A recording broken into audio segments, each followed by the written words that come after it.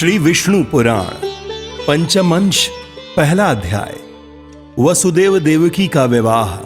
भार पीड़िता पृथ्वी का देवताओं के सहित क्षीर समुद्र पर जाना और भगवान का प्रकट होकर उसे धैर्य बंधाना। कृष्ण अवतार का उपक्रम। श्री मैत्रेय जी बोले, भगवन, आपने राजाओं के संपूर्ण वंशों का विस्तार तथा उनके चरित्रों का क्रमशः यथावत वर्णन किया।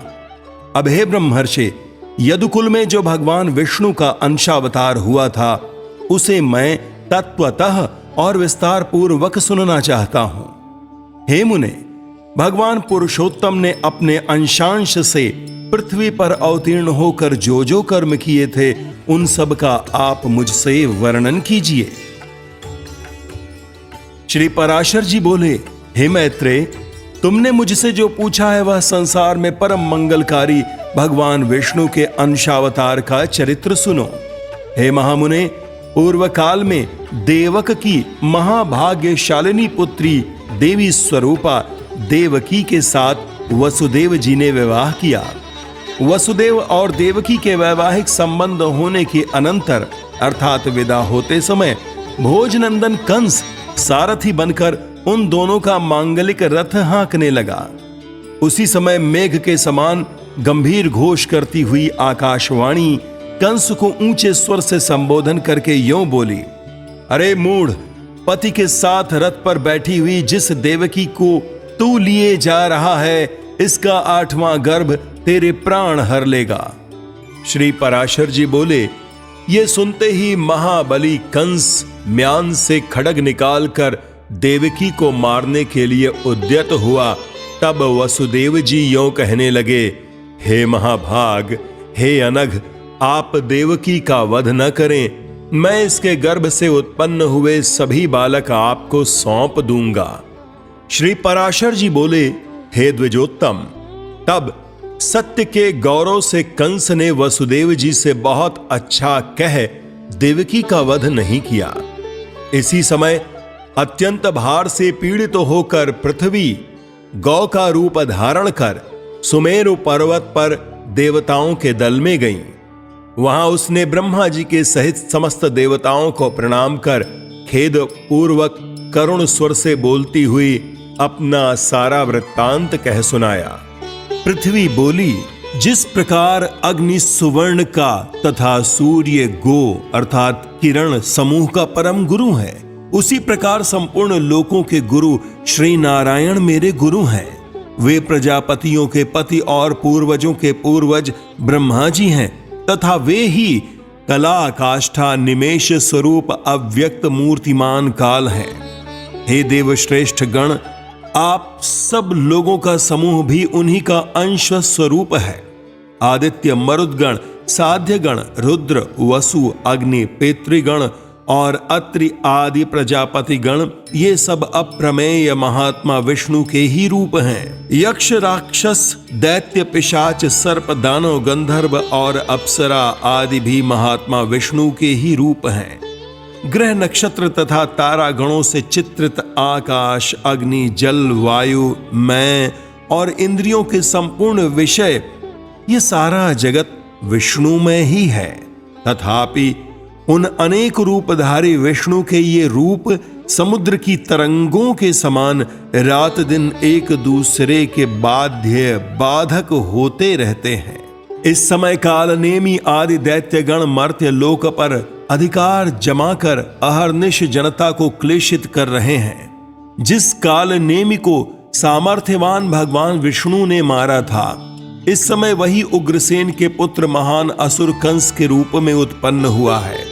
अरिष्ट, धेनुक, केशी, प्रलंब, नरक, सुंद, बालिका, पुत्र, अति भयंकर बाणासुर तथा और भी जो महाबलवान दुरात्मा राक्षस राजाओं के घर में उत्पन्न हो गए हैं, मैं उनकी गणना नहीं कर सकती। हे दिव्य मूर्तिधारी देवगण, इस समय मेरे ऊपर महाबलवान और गर्वीले दैत्य राजों की अनेक अक्षौहिणी सेनाएं हैं। हे अमरेश्वरों, मैं आप लोगों को यह बतलाए देती हूं कि अब मैं उनके अत्यंत भार से पीड़ित होकर अपने आप को धारण करने में सर्वथा असमर्थ हूं। अतः हे महाभागगण, आप लोग मेरे भार उतारने का अब कोई ऐसा उपाय कीजिए जिससे मैं अत्यंत व्याकुल होकर रसातल को न चली जाऊं। पृथ्वी के इन वाक्यों को सुनकर उसके भार उतारने के विषय में समस्त देवताओं की प्रेरणा से भगवान ब्रह्मा जी ने कहना आरंभ किया। ब्रह्मा जी बोले, हे देवगण, पृथ्वी ने जो कुछ कहा है वह सर्वथा सत्य ही है। वास्तव में मैं, शंकर और आप सब लोग नारायण स्वरूप ही हैं। उनकी जो जो विभूतियां हैं उनकी परस्पर न्यूनता और अधिकता ही बाध्य तथा बाधक रूप से रहा करती है। इसलिए आओ हम लोग क्षीर सागर के पवित्र तट पर चलें। वहां श्री हरि की आराधना कर ये संपूर्ण वृत्तांत उनसे निवेदन कर दें। वे विश्व रूप सर्वात्मा सर्वथा संसार के हित के लिए ही अपने शुद्ध सत्वांश से अवतीर्ण होकर पृथ्वी में धर्म की स्थापना करते हैं। श्री पराशर जी बोले, ऐसा कहकर देवताओं के सहित पितामह ब्रह्मा जी वहां गए और एकाग्र चित्त से श्री गरुण ध्वज भगवान की इस प्रकार स्तुति करने लगे। ब्रह्मा जी बोले, हे वेदवाणी के अगोचर प्रभो, परा और अपरा ये दोनों विद्याएं आप ही हैं। हे नाथ, वे दोनों आप ही के मूर्त और अमूर्त रूप हैं। हे अत्यंत सूक्ष्म, हे विराट स्वरूप, हे सर्व, हे सर्वज्ञ, हे शब्द ब्रह्म और परब्रह्म, ये दोनों आप ब्रह्ममय के ही रूप हैं। आप ही ऋग्वेद, यजुर्वेद, सामवेद और अथर्ववेद हैं तथा आप ही शिक्षा, कल्प, निरुक्त, छंद और ज्योतिष शास्त्र हैं। हे प्रभु, हे अधोक्षज, इतिहास, पुराण, व्याकरण, मीमांसा, न्याय और धर्मशास्त्र ये भी आप ही हैं।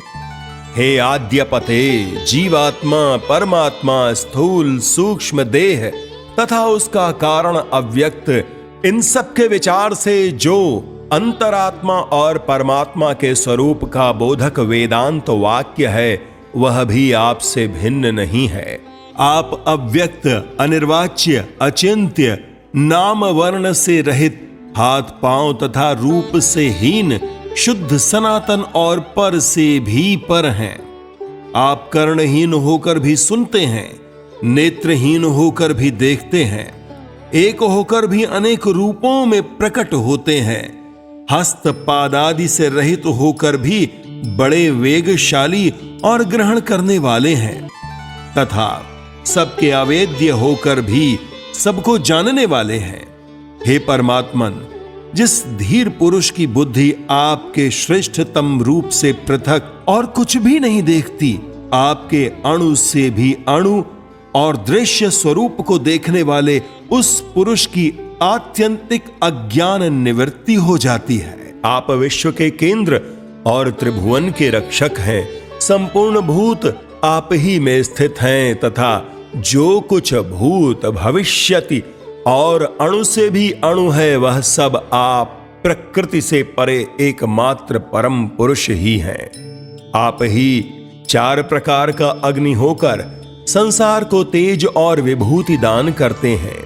हे अनंत मूर्ते, आपके नेत्र सब ओर हैं। हे धातः, आप ही त्रिविक्रमा अवतार में तीनों लोकों में अपने 3 पग रखते हैं। हे ईश, जिस प्रकार एक ही अभिकारी अग्नि विकृत होकर नाना प्रकार से प्रज्वलित होती है, उसी प्रकार सर्वगत स्वरूप एक आप ही अनंत रूप धारण कर लेते हैं। जो एकमात्र श्रेष्ठ परम पद है वह आप ही हैं। ज्ञान दृष्टि से देखे जाने योग्य आपको ही ज्ञानी पुरुष देखा करते हैं।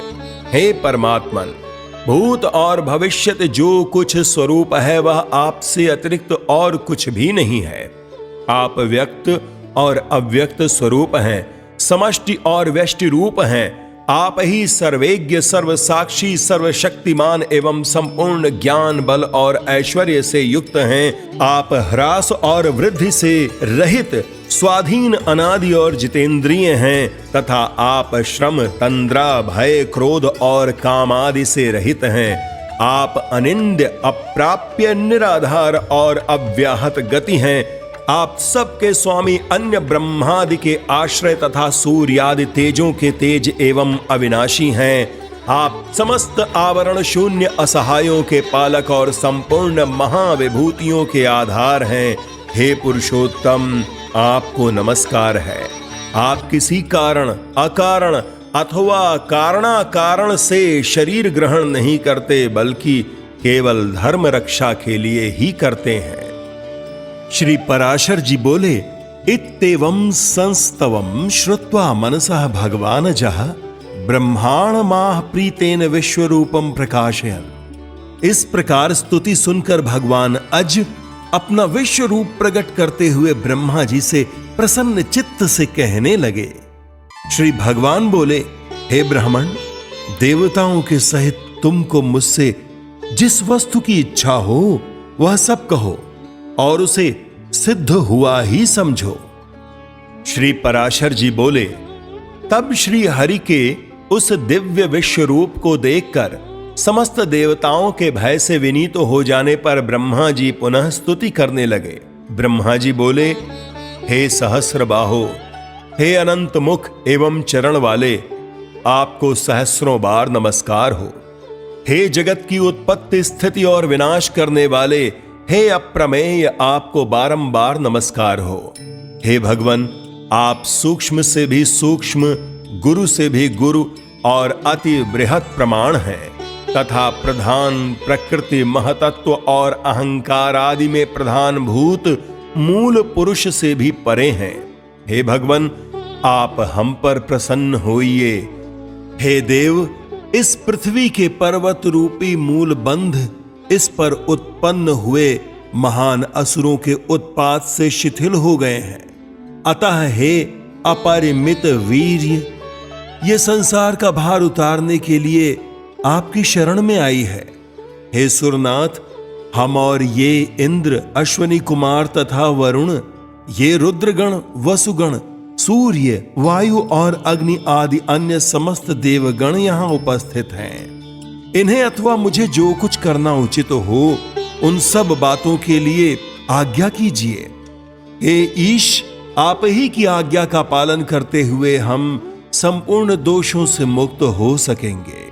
श्री पराशर जी बोले, हे महामुने, इस प्रकार स्तुति किए जाने पर भगवान परमेश्वर ने अपने श्याम और श्वेत दो केश उखाड़े और देवताओं से बोले, मेरे ये दोनों केश पृथ्वी पर अवतार लेकर पृथ्वी के भार रूप कष्ट को दूर करेंगे। सब देवगण अपने अपने अंशों से पृथ्वी पर अवतार लेकर अपने से पूर्व उत्पन्न हुए उन्मत्त दैत्यों के साथ युद्ध करें। तब निसंदेह पृथ्वी तल पर संपूर्ण दैत्यगण मेरे दृष्टिपात से दलित होकर क्षीण हो जाएंगे। वसुदेव जी की जो देवी के समान देवकी नाम की भार्या है, उसके 8वें गर्भ से मेरा यह श्याम केश अवतार लेगा और इस प्रकार वहां अवतार लेकर यह काल नेमिका अवतार कंस का वध करेगा। ऐसा कहकर श्री हरि अंतर्ध्यान हो गए। हे महामुने, भगवान के अदृश्य हो जाने पर उन्हें प्रणाम करके देवगण सुमेरु पर्वत पर चले गए और फिर पृथ्वी पर अवतीर्ण हुए। इसी समय भगवान नारद जी ने कंस से आकर कहा कि देवकी के 8वें गर्भ में भगवान धरणीधर जन्म लेंगे। नारद जी से ये समाचार पाकर कंस ने कुपित होकर वसुदेव और देवकी को कारागृह में बंद कर दिया। हे द्विज, वसुदेव जी भी जैसा कि उन्होंने पहले कह दिया था, अपने प्रत्येक पुत्र को कंस को सौंपते रहे। ऐसा सुना जाता है कि पहले 6 गर्भ हिरण्यकशिपु के पुत्र थे। भगवान विष्णु की प्रेरणा से योग निद्रा उन्हें क्रमशः गर्भ में स्थित करती रही। जिस अविद्या रूपिणी से संपूर्ण जगत मोहित हो रहा है, वह योग निद्रा भगवान विष्णु की महामाया है। उससे भगवान श्री हरि ने कहा। श्री भगवान बोले, हे निद्रे, जा, मेरी आज्ञा से तू पाताल में स्थित 6 गर्भों को एक एक करके देवकी की कुक्षी में स्थापित कर दे। कंस द्वारा उन सब के मारे जाने पर शेष नामक मेरा अंश अपने अंशांश से देवकी के 7वें गर्भ में स्थित होगा। हे देवी, गोकुल में वसुदेव जी की जो रोहिणी नाम की दूसरी भार्या रहती है, उसके उदर में उस 7वें गर्भ को ले जाकर तू इस प्रकार स्थापित कर देना जिससे वह उसी के जठर से उत्पन्न हुए के समान जान पड़े। उसके विषय में संसार यही कहेगा कि कारागार में बंद होने के कारण भोजराज कंस के भय से देवकी का 7वां गर्भ गिर गया। वह श्वेत शैल शिखर के समान वीर पुरुष गर्भ से आकर्षण किए जाने के कारण संसार में संकर्षण नाम से प्रसिद्ध होगा। तदनंतर हे शुभे, देवकी के 8वें गर्भ में मैं स्थित होऊंगा। उस समय तू भी तुरंत ही यशोदा के गर्भ में चली जाना। वर्षा ऋतु में भाद्रपद कृष्ण अष्टमी को रात्रि के समय मैं जन्म लूंगा और तू नवमी को उत्पन्न होगी। हे अनिंदिते, उस समय मेरी शक्ति से अपनी मति फिर जाने के कारण वसुदेव जी मुझे तो यशोदा के और तुझे देवकी के शयन गृह में ले जाएंगे। तब हे देवी, कंस तुझे पकड़कर पर्वत शिला पर पटक देगा। उसके पटकते ही तू आकाश में स्थित हो जाएगी। उस समय मेरे गौरव से सहस्र नयन इंद्र सिर झुकाकर प्रणाम करने के अनंतर तुझे भगनी रूप से स्वीकार करेगा। तू भी शुंभ निशुंभ आदि सहस्रों दैत्यों को मारकर अपने अनेक स्थानों से समस्त पृथ्वी को सुशोभित करेगी। तू ही भूति, सन्नति, शांति और कांति है। तू ही आकाश, पृथ्वी, धृति, लज्जा, पुष्टि और उषा है। इनके अतिरिक्त संसार में और भी जो कोई शक्ति है वह सब तू ही है। जो लोग प्रातः काल और सायंकाल में अत्यंत नम्रता पूर्वक तुझे आर्या, दुर्गा, वेदगर्भा, अंबिका, भद्रा, भद्रकाली, क्षेमदा और भाग्यदा आदि कहकर तेरी स्तुति करेंगे, उनकी समस्त कामनाएं मेरी कृपा से पूर्ण हो जाएंगी। मदिरा और मांस की भेंट चढ़ाने से तथा भक्ष्य और भोज्य पदार्थों द्वारा पूजा करने से प्रसन्न होकर तू मनुष्यों की संपूर्ण कामनाओं को पूर्ण कर देगी। तेरे द्वारा दी हुई वे समस्त कामनाएं मेरी कृपा से निसंदेह पूर्ण होंगी।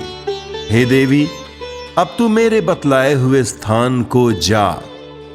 इति श्री विष्णु पुराणे पंचमे अंशे प्रथमो अध्यायः।